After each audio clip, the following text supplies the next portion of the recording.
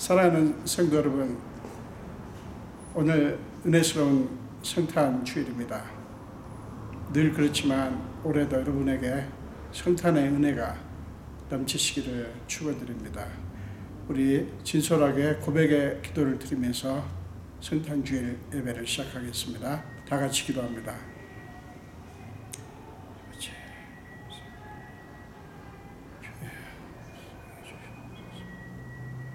주님의 은혜가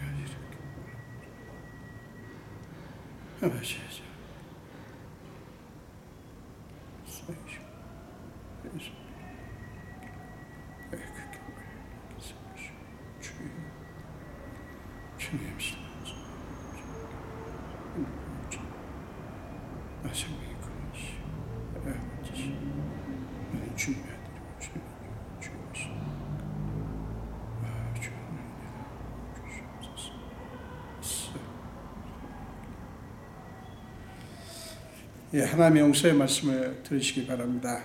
그가 내 모든 죄악을 사하시며 내 모든 병을 고치시며 내 생명을 파멸해서 속량하시고 인자와 긍휼로 관을 씌우시며 아멘. 우리 사도신경으로 신앙 고백합니다.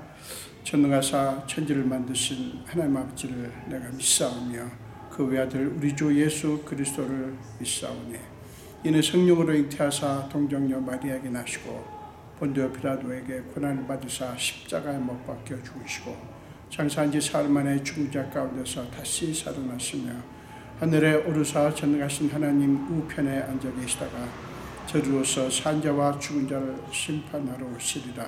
성령을 믿사오며 거룩한 공회와 성도가 서로 교통하는 것과 죄를 사하여 주시는 것과 몸이 다시 사는 것과 영원히 사는 것을 믿사옵나이다. 아멘. 우리 찬송하시겠습니다. 통일 찬송가 새 찬송가 다 122장입니다. 122장. 참 반가운 성도요, 다 이리 와서 베들레헴 성 안에 가봅시다. 저 구유에 누이신 아기를 보고 엎드려 절하세, 엎드려 절하세, 엎드려 절하세. 구주 나셨네. 우리 122장 함께 찬송하시겠습니다.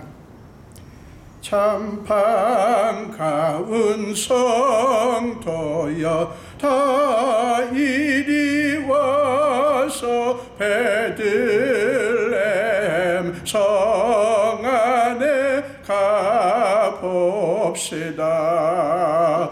저 구유에 누이신 아기를 보고 엎드려 절하세, 엎드려 절하세, 엎드려 절하세. 구주 나셨네. 저 천사여 찬송을 높이 불러서 이 광활한 천지에 울리어라. 주 하나님 앞에 늘 영광을 돌려 엎드려 절하세, 엎드려 절하세, 엎드려 절하세. 구주 나셨네. 이 세상에 주께서 탄생할 때에 참 신과 참 사람이 되시려고 저 동정녀 몸에서 나시었으니 엎드려 절하세, 절하세 엎드려 절하세 엎드려 절하세 구주 나셨네 여호와의 말씀이 육신을 입어 날 구원할 구주가 되셨도다 늘 감사한 찬송을 주 앞에 드려 엎드려 절하세 엎드려 절하세 엎드려 절하세 구주 나셨네 아멘.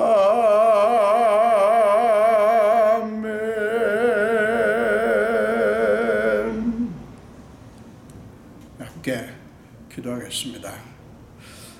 예수님 감사합니다.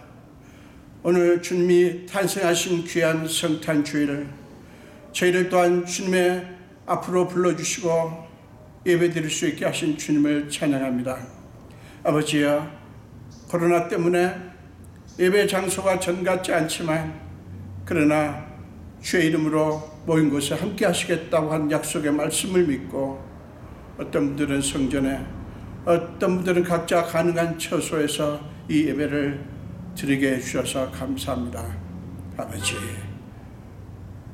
우리에게 많은 은혜를 주셨지만 때에 따라서 주님께 경배할 수 있게 하신 것보다 큰 은혜가 없는 것을 믿거니와 올해 2021년 이번 성탄 주일에도 저희를 불러주시고 주님이 이 땅에 우리와 똑같은 사람으로 오신 탄생하신 귀한 날을 생각하며 우리에게 오신 구세주가 어떤 분이신지 그리고 우리가 그분에게 어떤 존재인지 얼마나 하나님께 큰 사랑을 입었으며 큰 은혜를 입었는지를 다시 확인하고 경험하는 귀한 시간을 주셔서 감사합니다. 참으로 좋으신 주님, 참으로 크신 주님, 오늘도 주님께서 임하시옵소서. 우리 가운데 충만하시옵소서. 성령님, 우리가 환영하오니 우리 속에 임하사 우리 안에 가득하시옵소서. 그리하여 우리를 새롭게 하여 주옵소서. 우리의 마음의 상처도 육신의 연약함도 고쳐주시옵소서. 아버지, 우리는 이렇게 주님 앞에 나올 때마다 지난 한 주간 동안의 우리의 모습을 돌아보게 됩니다. 우리는 또 이번 주간에도 하나님 앞에 많은 허물과 죄를 범했음을 고백합니다. 하나님의 자녀답지 못했습니다.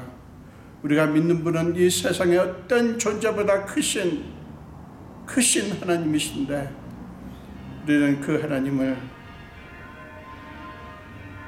다른 사람들보다 인간의 어떤 권력자나 능력자보다 못한 존재처럼 생각하며 살았음을 고백합니다.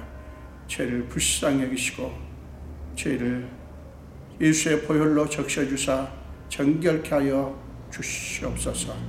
오늘 우리가 정말 산 제사로 우리의 전 존재를 드리는 예배가 되기를 원합니다. 우리가 주의 말씀을 또 겸손히 듣고 그 말씀으로 또한 새롭게 되기를 원합니다. 아버지, 우리가 아무리 머리로 알아도 우리가 이 땅에서 그 주님이 기뻐하시는 삶을 살아내는 일은 우리의 능력으로 되는 것이 아님을 우리는 이제 충분히 압니다. 그래서 성령님의 역사하심이 너무너무 필요합니다. 성령님, 우리 가운데 충만하여 주시옵소서. 그래야 오늘 드리는 이 예배가 주님을 온전히 만나는, 경험하는 귀한 시간이 되게 하여 주시옵소서. 아버지, 주님의 사랑하는 성도들을 보십시오. 지난 한 주간도 너무나 바쁘고 힘든 한 주를 보냈습니다. 어떤 때는 식사할 시간도 없고, 어떤 때는 정말 차분하게 뭔가를 바라볼 시간도 없이 한 주를 보냈습니다. 아버지여, 여전히 코로나19 바이러스가 온갖 변이가 또 나타나서 우리를 두렵게 하는 가운데서도 우리는 지난 한 주간을 이렇게 무사히 통과해서 주 앞에 왔습니다. 우리를 불쌍히 여기시고 우리를 새롭게 하시고 우리를 깨끗게 하여 주옵소서. 아버지, 그러나 원컨대 이 코로나가 속히 확산을 멈추도록 역사하여 주시옵소서. 주님만이 하실 수 있사오니 인간의 어떤 지혜로도 지식으로도 능력으로도 권세로도 할 수 없습니다. 주님만이 이것을 막으실 수가 있사오니 속히 온 세계에서 코로나19 바이러스가 변이가 됐든 무엇이 됐든 다 멈추게 하여 주시옵소서. 아버지, 이 교회도 또한 주님의 손에 부탁합니다. 하나님께서 기뻐하시는 하나님의 마음에 맞는 교회가 되게 하시고, 비록 작고 연약하지만 하나님이 하시는 일이 왕성하게 나타나서 하나님만이 높임받는 그런 교회가 되게 하여 주시옵소서. 이 교회를 섬기시는 한 분 한 분에게 은총을 더해 주시고 그분들의 수고와 그분들의 헌신과 그분들의 섬김이 헛되지 않고 다 하나님의 은혜를, 하나님의 사랑을 나타내는 그런 결과로 나오게 하여 주시옵소서.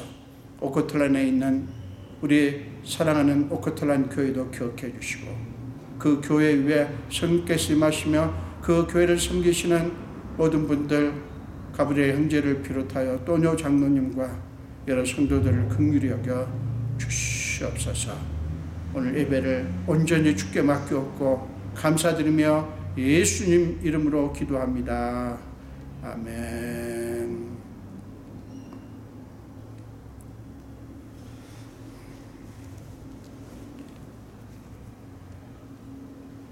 우리 오늘 함께 나누실 말씀은 마태복음 1장 18절에서 25절까지입니다. 마태복음 1장 18절에서 25절까지요. 우리 함께 한 목소리로 읽겠습니다. 예수 그리스도의 나심은 이러하니라.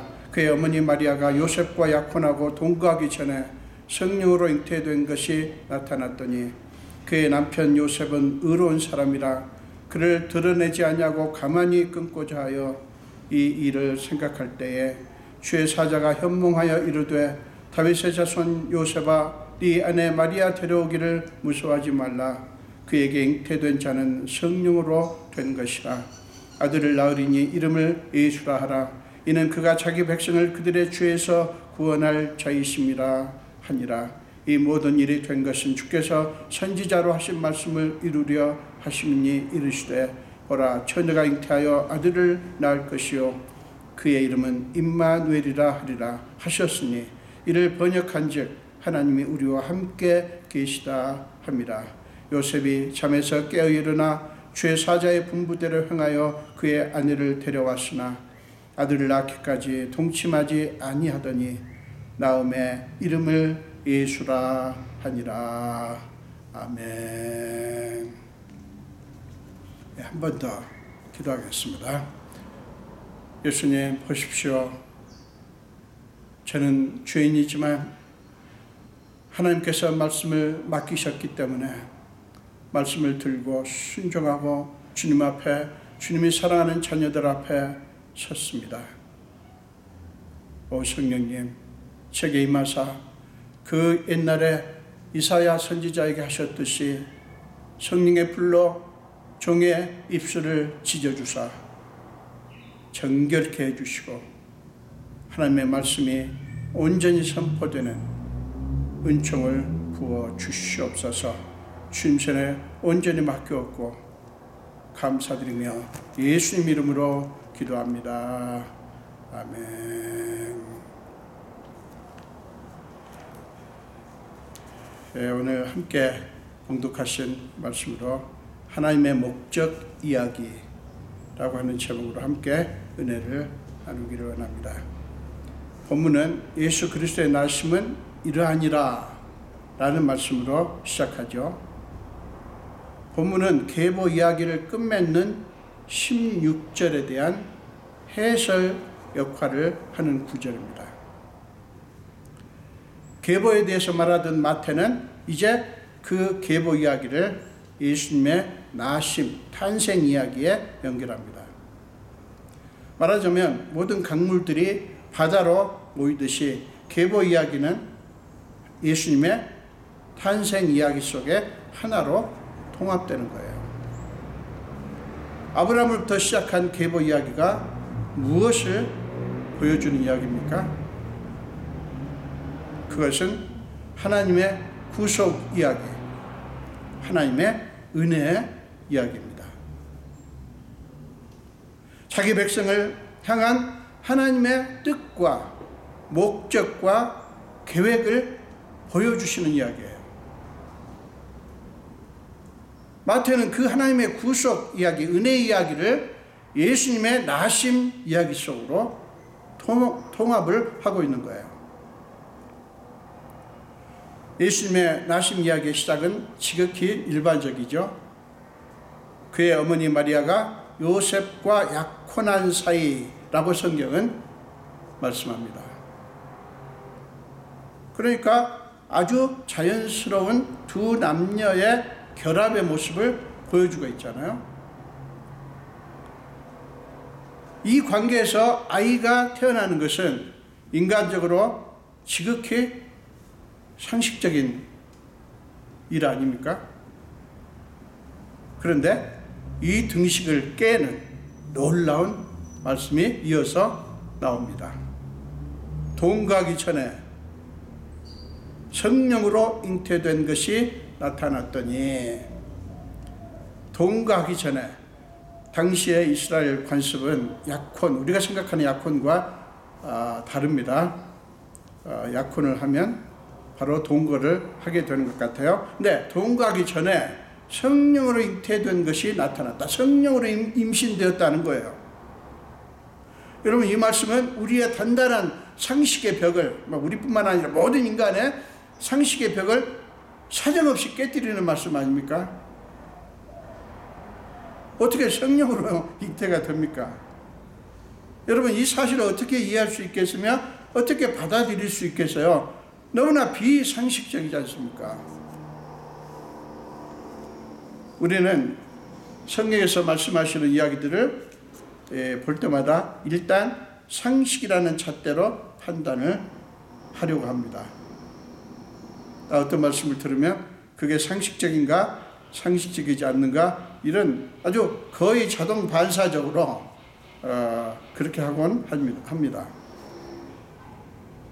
여러분, 우리가 신앙생활을 하면서 바로 이런 모습이 우리로 하여금 하나님이 하시는 일을 이해하지 못하고 받아들일 수 없게 하는 가장 중요한 방해거리예요. 어쩌면 그렇게도 우리는 우리의 상식을 들이대는지 몰라요. 우리가 하나님이 하시는 일을 이해할 수 없을 때 우리는 늘 그건 상식적으로 말이 안 돼. 그건 상식적으로 말이 안 돼. 라는 근거를 대지 않습니까? 여러분, 인간의 상식으로 하나님을, 그리고 하나님이 하시는 일을 판단한다는 거, 이게 맞습니까? 이게 옳은 것입니까? 한번 생각을 해보세요. 인간의 상식으로, 우리가 알고 있는 배운 상식으로 하나님을, 그리고 하나님이 하시는 일을 옳다, 그러다, 가능하다, 가능하지 않다, 이렇게 판단하는 게 옳은 거냐고요. 여러분, 그리스도인의 관점으로 보면, 즉 기독교의 관점으로 보면 이 세상은 두 개의 세계로 이루어져 있어요. 하나는 우리에게 익숙한 인간의 세계고요, 다른 하나는 믿음으로만 인식할 수 있는 하나님의 세계입니다. 마리아가 성령으로 잉태되었다는 그런 소식은 마리아와 요셉의 평범한 삶에 갑자기 하나님의 세계가 밀고 들어왔다고 하는 것을 보여주는 거예요. 어떤 신학자는 이것을 하나님의 침입이라고 이렇게 명명을 했습니다. Invasion of God. 하나님께서 이 세상으로, 우리의 상식 안으로 침입해 들어오셨다는 거예요. 그 멋있는 표현인 것 같아요. 하나님의 특별한 역사는 요셉을 엄청난 충격에 빠뜨렸을 것입니다. 그의 존재를 통째로 뒤흔드는 그런 말씀이었을 거예요. 사건이었을 거예요. 여러분, 하나님은 때때로 이렇게 역사하십니다. 늘 그렇진 않지만 하나님은 무조건 우리 인간의 상식을 무시하고 그렇게 없애버리는 하나님은 아니에요. 그러나 때로 하나님께서는 이렇게 역사를 하신다는 사실을 우리는 또 놓치지 말아야 돼요. 하나님은 때로 우리의 상식이라는 두꺼운 벽을 여지없이 깨뜨리는 방식으로 역사를 하셔요. 하나님은 인간의 상식에 의해 제한받지 않으시기 때문에 그래요. 하나님은 우리의 상식이나 관점에 제한받지 않으시는 분이시기 때문에 그래요. 여러분, 요셉이 이 사실을, 그러니까 약혼한 마리아가 잉태되었다는 사실을 어떻게 알게 됐는지는 알 수는 없어요. 알려지지는 않았습니다. 어떤 영화를 보면 그 요셉의 배가 부른 것을, 마리아가 배가 부른 것을 요셉이 보고 요셉에게 다그치니까, 마리아에게 제가 자꾸 마리아와 요셉을 헷갈리고 있군요. 마리아가 배가 부른 모습을 요셉이 보고 이게 뭐냐라고 다그치니까 마리아가 이제 고백한 것이, 그렇게 어떤 영화는 그렇게 나옵니다. 그렇게 알게 됐는지 아니면 뭐 어떻게 됐는지를 알 수는 없어요. 요셉은 지금 어쨌든 자초지종을 전혀 모릅니다. 성경은 성령으로 잉태되었다고 말씀하지만 요셉은 마리아가 어떻게 잉태하게 되었는지도 모르고 그것이 성령으로 말미암은 것이라는 것도 전혀 모릅니다. 만약에 그가 마리아의 잉태가 성령으로 인한 것이라는 것을 안다고 해도요, 그것을 받아들이는 것 또한 결코 쉽지 않은 문제였을 것입니다. 왜 그렇습니까? 상식의 벽을 넘어야 하니까요. 마리아가 성령으로 잉태되었다는 사실은 그것을 믿고 받아들일 것인가 말 것인가라는 믿음의 문제예요. 요셉한테는.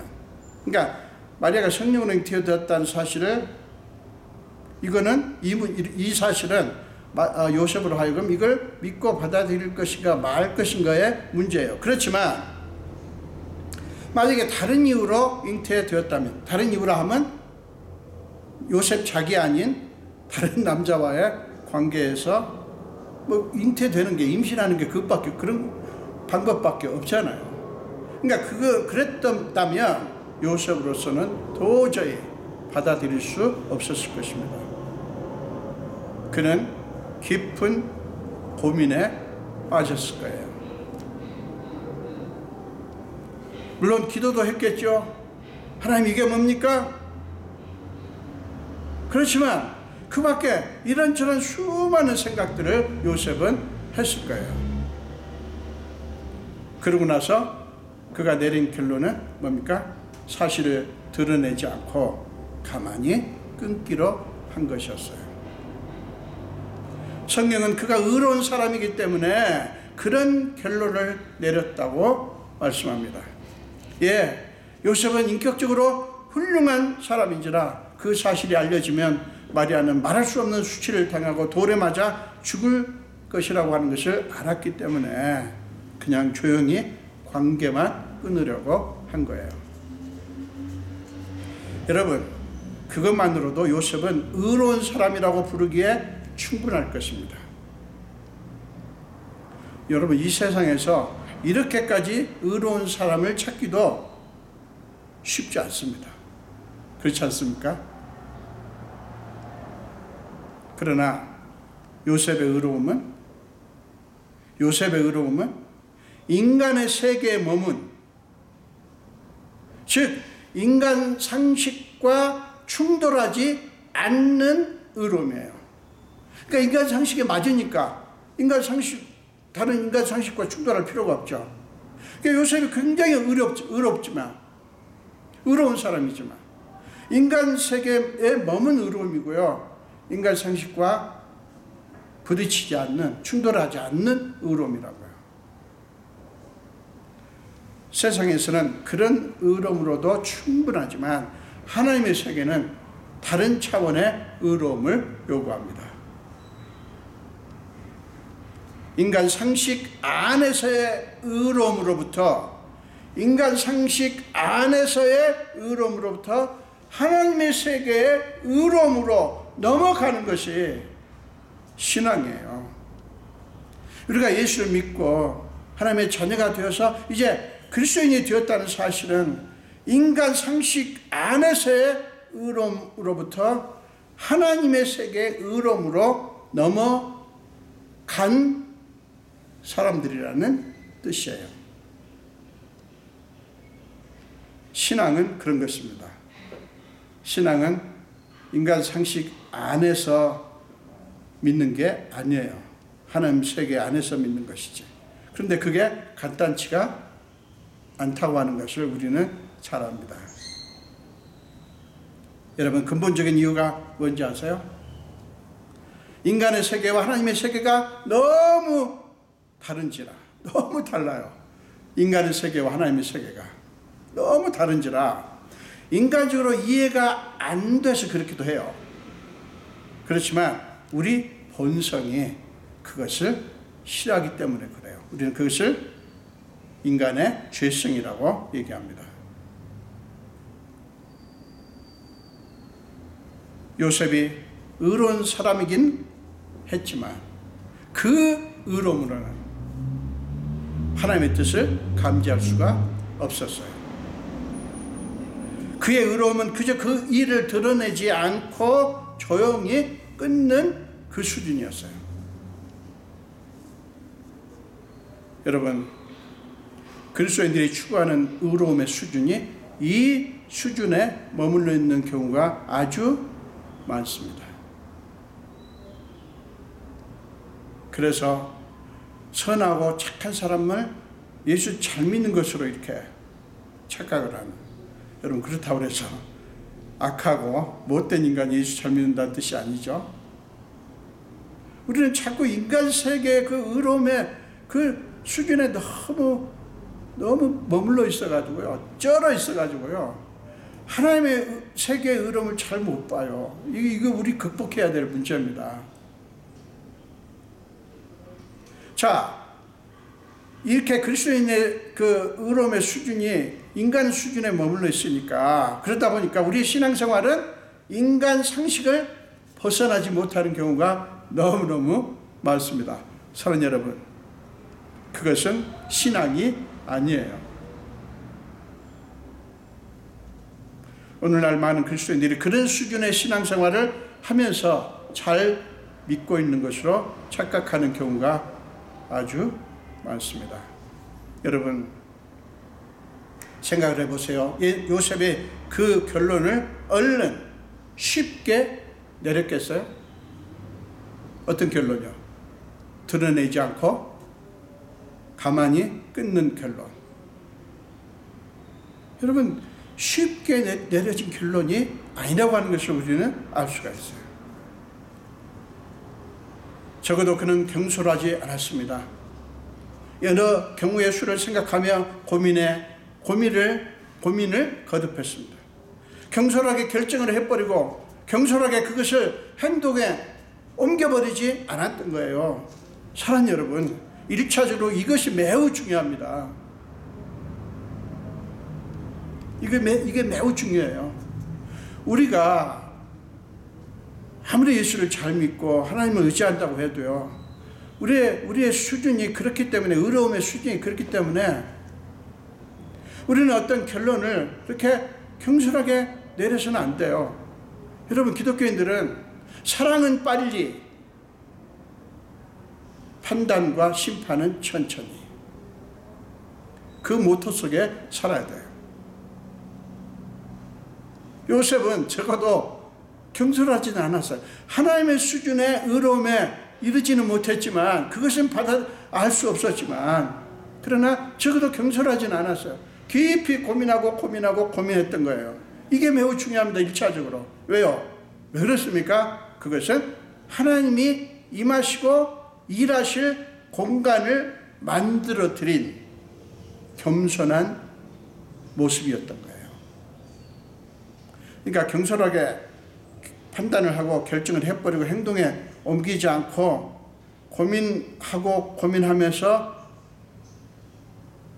그렇게 기다렸던 그 기간은 사실은 하나님이 임하시고 하나님이 일하실 공간을 만들어 드린 것이었다는 거예요. 여러분, 이게 매우 중요합니다.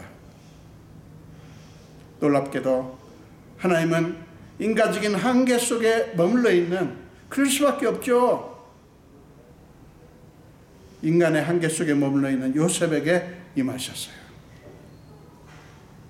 하나님이 어떻게 임하셨습니까? 20절 보세요. 이 일을 생각할 때, 우리는 그냥 조금 생각한 것처럼 성경 그렇게 나오지만, 이 일 때문에 고민할 때, 그런 뜻이에요. 가슴을 치며, 여러분, 이런 유의 고민을 할 때 어떻습니까, 여러분? 그냥 이게 뭐지? 그냥 단순하게 고민만 했을까요? 아마 여러 가지 생각이, 인간의 생각 속에 여러 가지 생각이 떠오르잖아요. 분노도, 화도 나고, 온갖 그 상상력이 막 발동되면서, 원망도 될 것이고, 막 그랬을 겁니다. 이 일을 생각한다고 하는 것은 요셉에게는 고통의 순간이었어요. 그때 주의 사자가 현몽하여 이르되, 다윗의 자손 요셉아, 네 아내 마리아 데려오기를 두려워하지 말라. 그에게 잉태된 자는 성령으로 된 것이다. 이렇게 말씀합니다. 여러분, 이것은 요셉이 자기 자신의 의로움으로는 전혀 알 수도 없고 상상조차 할 수 없는 내용이었을 것입니다. 이걸 통해서 하나님은 마리아의 잉태가 부끄러운 것이 아니라고 일단 요셉의 고민거리 하나를 풀어주신 거예요. 하나님은 재빨리 요셉이 갈등하는 것을 아셨어요. 고통스러워하고 아파하는 것을 아셨어요. 하나님 요셉의 심령의 고통을 이해를 해 주신 거예요. 그러고 나서 그 사실을 알려주신 거예요. 성령으로 잉태된 것이다. 네가 염려하고 고통스러워하는 그런 방식이 아니었다라고 말씀을 한 거예요. 여기서 중요한 것은 하나님이 요셉의 고통을 이해를 해 주셨다 하는 거예요. 더 나아가 하나님은 고민하고 아파하고 있는 요셉에게 마리아의 잉태의 의미를 말씀합니다. 마리아의 특별한 잉태에는 하나님의 신비한 목적이 있다고 하는 것을 알려주셔요. 이건 상상을 초월한 겁니다. 자, 21절부터 23절을 보세요. 아들을 낳으리니 이름을 예수라 하라. 이는 그가 자기 백성을 그들의 죄에서 구원할 자이십니다. 이 모든 일이 된 것은 주께서 선지자로 하신 말씀을 이루려 하심이니 이르시되. 그러면서 이사야 선지자가 예언한 이사야서 7장 14절 말씀을 거기 인용합니다. 보라, 처녀가 잉태하여 아들을 낳을 것이요 그의 이름은 임마누엘이라 하리라 하셨으니 이를 번역한즉 하나님이 우리와 함께 계시다 합니다. 하나님은 그렇게 요셉에게 뜻밖의 마리아의 잉태가 부끄러운 것이 아니다, 수치스러운 것이 아니다라는 것을 알려주신 것으로 끝난 것이 아니라 그의 특별한 의미를 말씀하셨다는 거예요. 거기에 하나님의 신비한 목적이 있다고 하는 것을 알려주신 거예요. 여러분 보십시오. 하나님이 얼마나 자상하십니까? 온 인류를 위한 그 엄청난 구원 계획을 요셉에게 상세하게 밝히시는 것을 보십시오. 그러나 이게 너무나 엄청난 일인지라 요셉은 정신을 차릴 수 없을 만큼 충격을 받았을 거예요. 이번에는 마리아의 잉태 소식 때문에 받았던 충격과 다른 종류의 충격이었을 것입니다. 그러나 요셉은 하나님의 계시를 통해서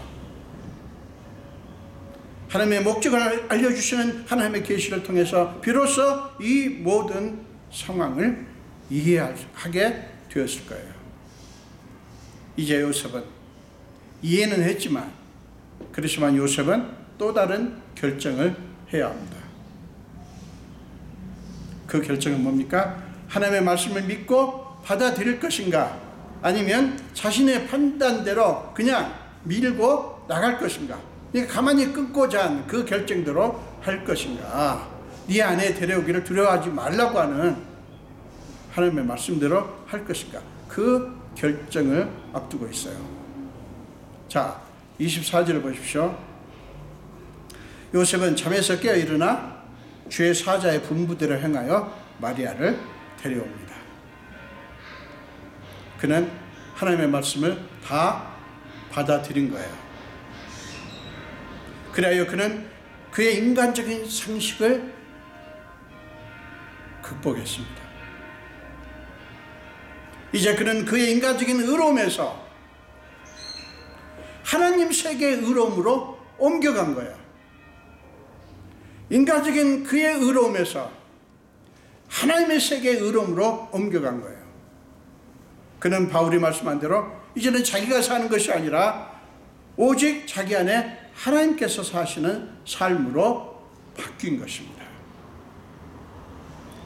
자, 갈라디아서 2장 20절 앞부분 여러분 잘 아시죠? 우리 다시 한번 봅니다. 갈라디아서 2장 20절 상반부입니다. 내가 그리스도와 함께 십자가에 못 박혔나니 그런즉 이제는 내가 사는 것이 아니요 오직 내 안에 그리스도께서 사시는 것이다. 산 여러분, 이것이 진실로 믿는 것입니다.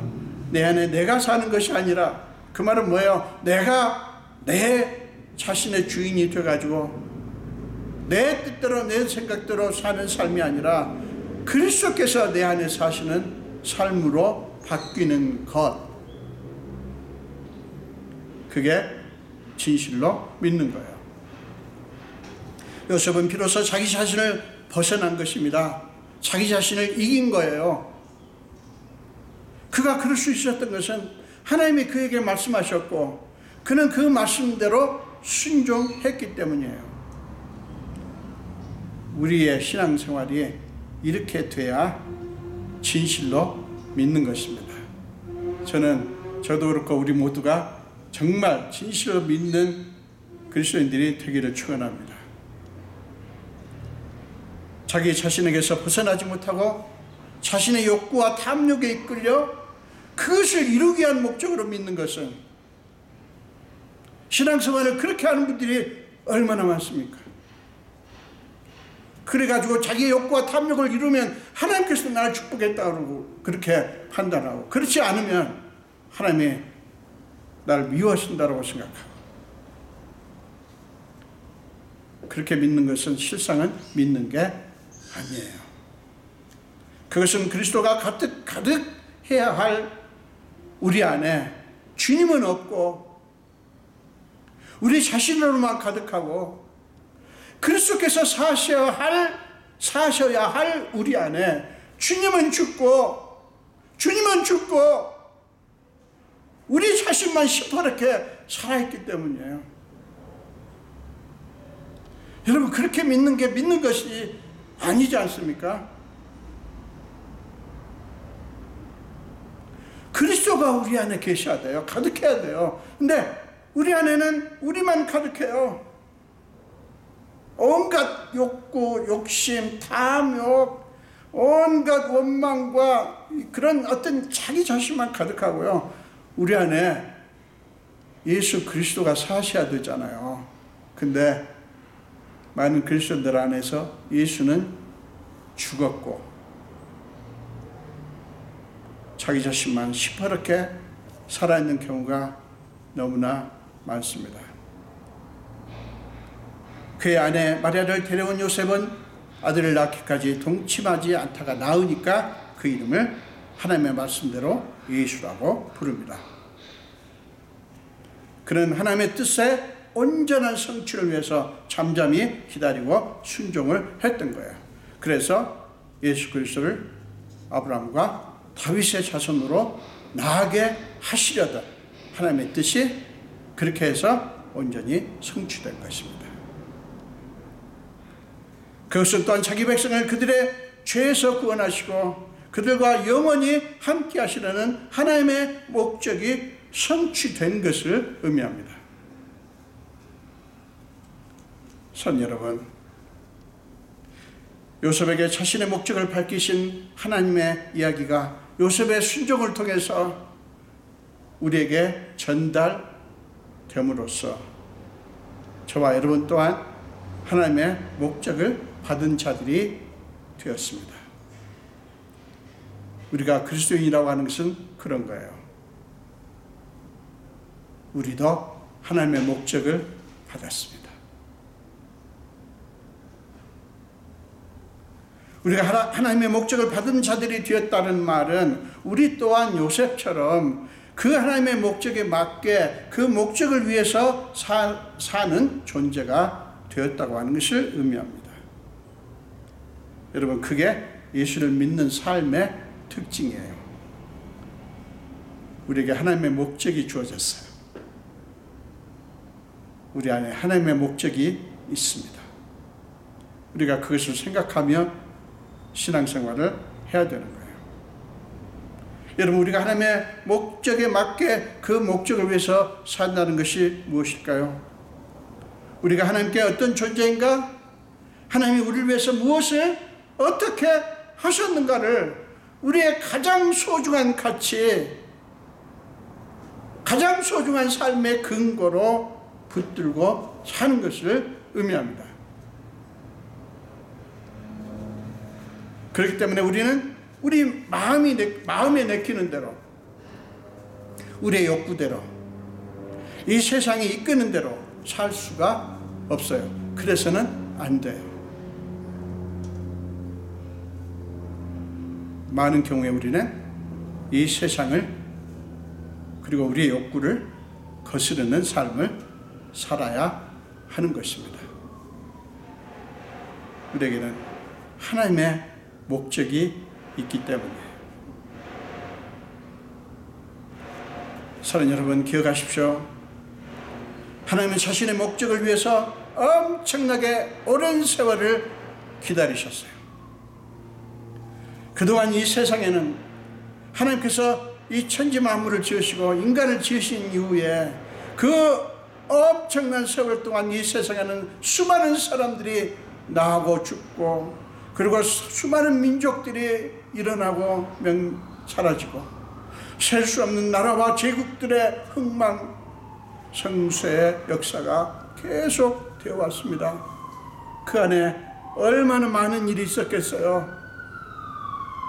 전쟁과 살육과 전염병과 온갖 인간의 추악한 모습들이 계속된 그런 인간 역사가 있었어요.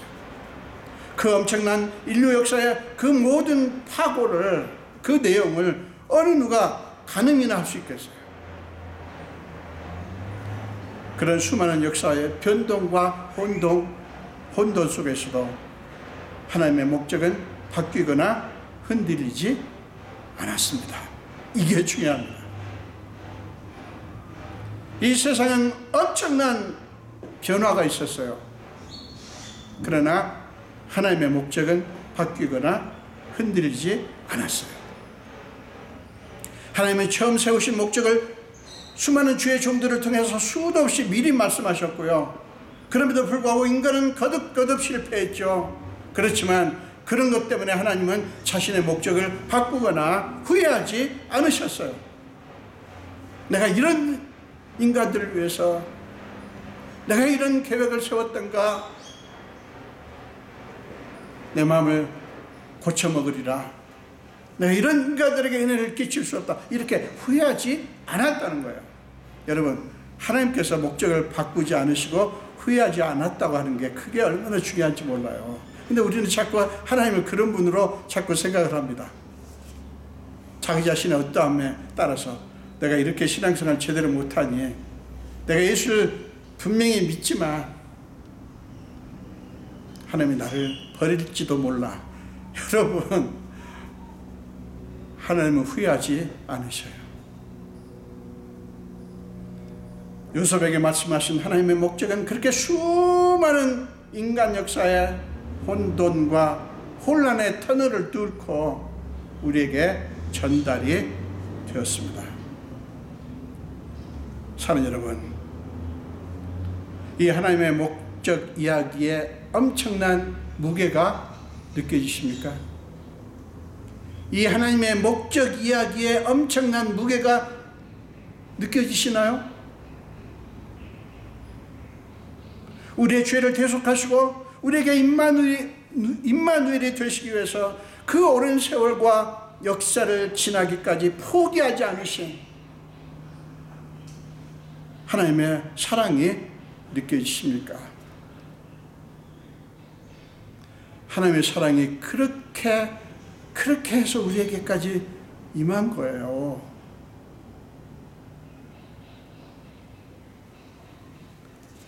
하나님이 우리와 함께 계시다는 것을 뜻하는 임마누엘은 하나님이 우리에게 주기 원하시는 가장 귀한 선물이요, 특권이요, 가장 강력한 무기요, 가장 큰 능력입니다.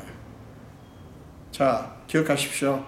하나님이 우리와 함께 계신다는 것을 뜻하는 임마누엘은 하나님께서 우리에게 주시기를 원하시는 가장 귀한 선물이고 특권이고 가장 강력한 무기고 가장 큰 능력이라고요. 여러분, 하나님이 모세와 기드온을 부르실 때 주신 약속이 무엇이었는지 아십니까? 모세와 기드온뿐만이 아니죠. 제가 예를 들어서 모세와 기드온을 지금 여러분에게 말씀드리는 거예요. 자, 출애굽기 3장 12절 보세요. 모세를 부르실 때 하나님이 주신 약속이에요. 출애굽기 3장 12절. 내가 반드시 너와 함께 있으리라. 네가 그 백성을 애굽에서 인도하여 낸 후에 너희가 이 산에서 하나님을 섬기리니 이것이 내가 너를 보낸 증거니라. 자, 그리고 기드온을 부르신 이야기 보십시오. 사사기 6장 15절과 16절입니다. 사사기 6장 15절과 16절입니다. 오 주여, 내가 무엇으로 이스라엘을 구원하리이까? 하나님께서 내가 너를 통해서 이스라엘 구원하겠다고 하니까 무엇으로 구원하리이까 반문을 합니다. 보소서, 나의 집은 므낫세 중에 극히 약하고 나는 내 아버지 집에서 가장 작은 자니이다 하니 여호와께서 그에게 이르시되 내가 반드시 너와 함께 하리니 네가 미디안 사람 치기를 한 사람을 치듯 하리라. 자, 기드온이 나는 이렇게 약해서 안 된다고, 모세도 그랬지만 그렇게 하나님의 부르심에 대해서 의문을 다니까 하나님께서 주신 약속이 그거예요. 내가 반드시 너와 함께 하리니 네가 미디안 사람 치기를 한 사람을 치듯 하리라. 내가 너와 함께 한다고 하는 게 하나님이 주시는 무기인 거예요. 하나님이 그에게 보여주시는 능력인 거예요. 여러분, 모세와 기드온 두 사람 다 자기들은 할 수 없다라고 그렇게 반문할 때 내가 반드시 너와 함께 하리라 라는 약속을 주셨던 거예요.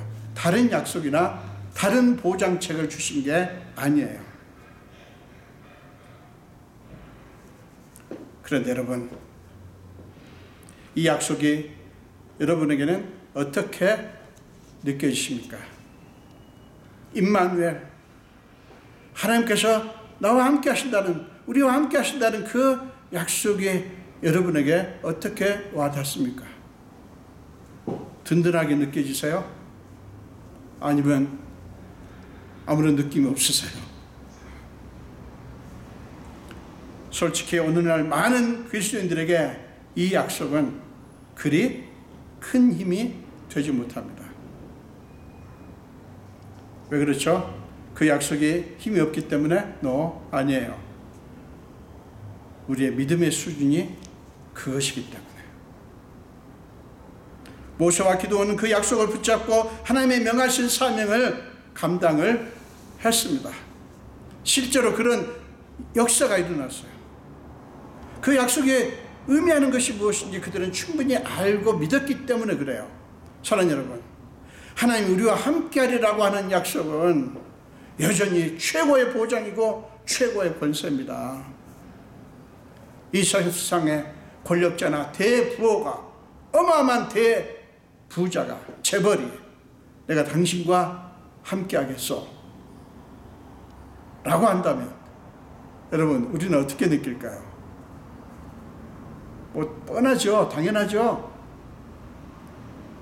여러분 생각해 보세요. 그렇다면 온 우주의 주인이신 분이 내가 너와 함께하리라 라고 하신다면 그게 얼마나 큰 권세이고 얼마나 큰 능력인지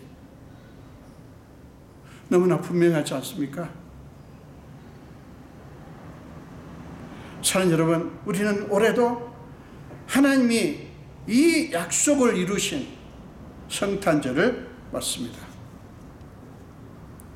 하나님은 또다시 하나님의 목적 이야기를 우리에게 들려주십니다. 성탄절은 하나님의 목적 이야기를 다시 듣는 거예요. 그리고 그것을 가슴에 새기는 것입니다.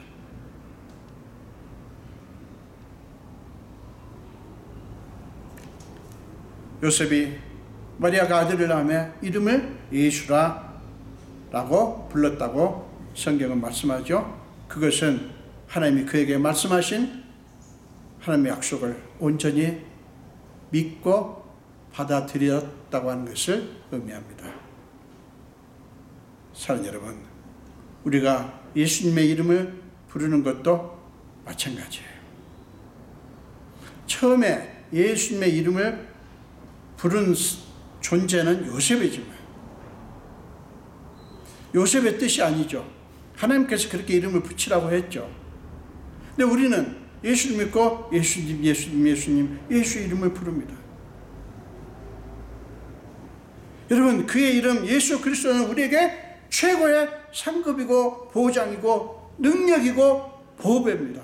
그래서 우리가 예수님을 이름을 부를 때 그 부름은 사실은 맞습니다. 예수님이 나의 최고의 상급이고 나의 최고의 보장이고 나의 최고의 능력이고 나의 가장 소중한 보배입니다 라고 고백하는 거예요. 여러분, 우리 이번 성탄절에 특별히 예수님의 이름을 그렇게 부르실 수 있기를 바랍니다. 갈라디아서 4장 4절부터 7절 말씀을 보세요. 갈라디아서 4장 4절부터 7절입니다. 때가 참에 하나님이 그 아들을 보내사 여자에게서 나게 하시고 율법 아래에 나게 하신 것은 율법 아래에 있는 자들을 속량하시고, 저와 여러분을 위한 것입니다. 속량하시고 우리로 아들의 명분을 얻게 하려 하십니다. 너희가 아들이므로 하나님이 그 아들의 영을 우리 마음 가운데 보내사 아빠 아버지라 부르게 하셨느니라. 그러므로 네가 이후로는 종이 아니요 아들이니 아들이면 하나님으로 말미암아 유업을 받을 자니라.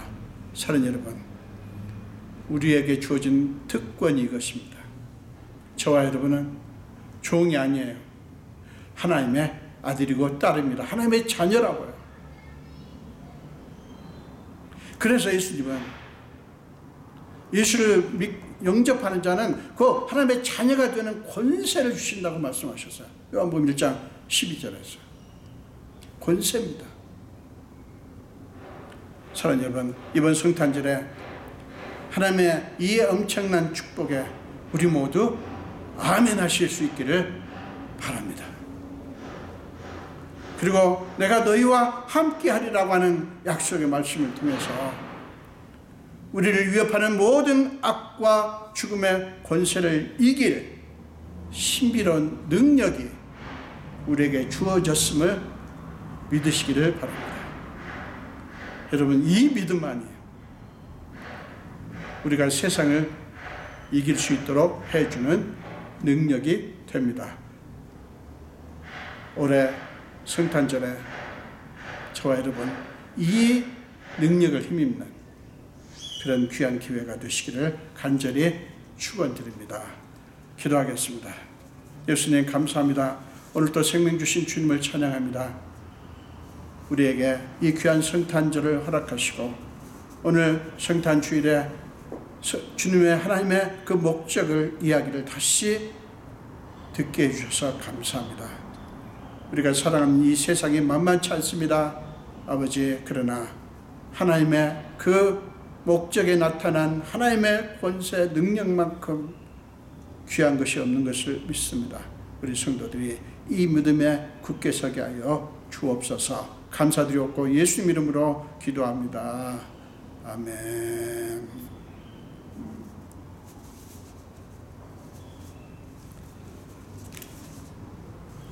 주님을 사랑합니다. 찬양하시면서 성탄주일이니까 우리 성탄절 찬양을 할까요? 네. 성탄 찬양을 하도록 하겠습니다.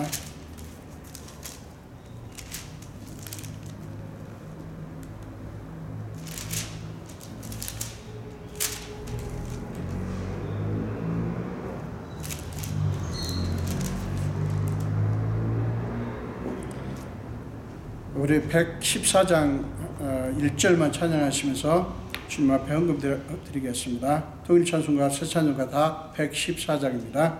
그 어린 주 예수 누울 자리 없어. 우리 찬양하시면서 헌금하시겠습니다.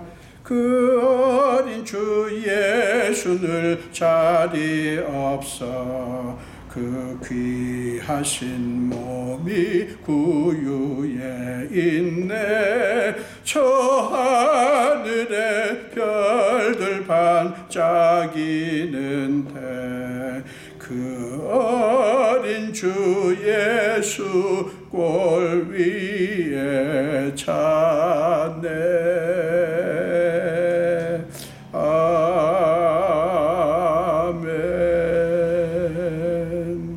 기도하겠습니다. 예수님 감사합니다. 오늘 또 주님이 사랑하는 귀한 자녀들이 주님 앞에 이 예물을 드립니다.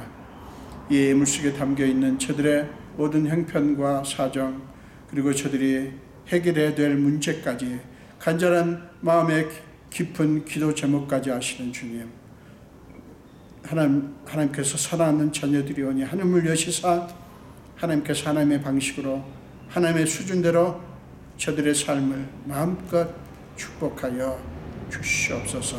감사드리고 축복하며 예수님 이름으로 기도합니다. 아멘. 네, 오늘 19일 성탄주일이고요. 이번 금요일날 24일이죠.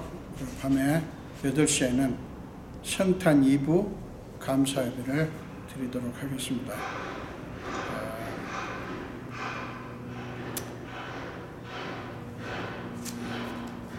나머지는 다 하시는 광고고요. 우리 일어나셔서 마지막 찬송 126장을 찬송하시겠습니다.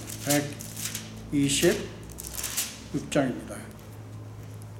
천사 찬송하기를 거룩하신 구주께 영광 돌려 보내세 구주 오늘 나셨네. 우리 찬송하시겠습니다. 천사 찬송하기를 거룩하신 구주께 영광 돌려 보내세 구주 오늘 나셨네. 크고 작은 나라들 기뻐 화답하여라. 영광 받을 왕의 왕 베들레헴 나신 주. 영광 받을 왕의 왕 베들레헴 나신 주.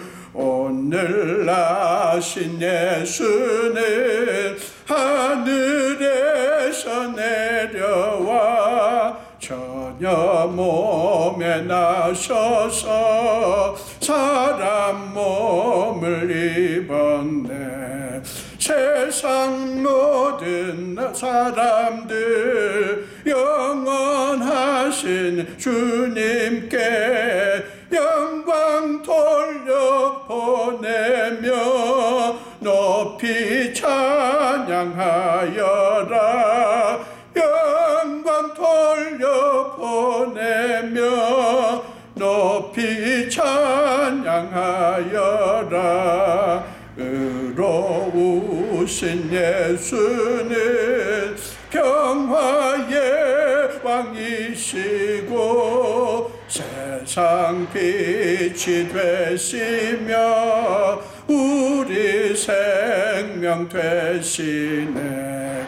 죄인들을 불러서 거듭나게 하시고 영생하게 하시니 왕께 찬양하여라.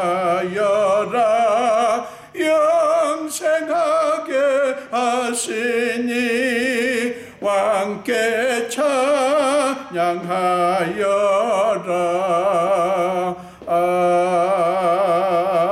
아멘. 기도하겠습니다. 지금은 우리 주 예수 그리스도의 크신 은혜와 하나님 아버지의 극진하신 사랑하심과 우리 삶 속에 기꺼이 들어오셔서 우리의 모든 무거운 짐과 연약함까지 다 짊어지시고 날마다 우리 위해서 탄식함으로 강구하시는 성령님의 감화, 감동, 역사하심이 오늘 예배를 드리며 특별히 말씀을 듣고 이제 하나님의 목적을 친히 알려주신 그 하나님을 바라보며 하나님의 목적에 맞게 하나님의 목적을 위해서 살기로 작정하는 우리 성도들 머리 위에와 우리 온 교회 위에 지금부터 영원토록 함께 하시기를 간절히 축원하옵나이다. 아멘.